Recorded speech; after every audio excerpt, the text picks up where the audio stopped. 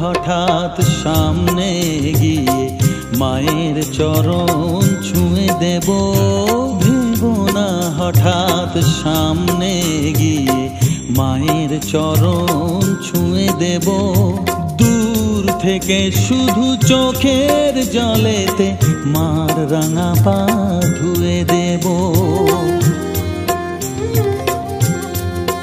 শুধু আরতি যখন করবে মার পূজা দীপ তুলে ধরবে।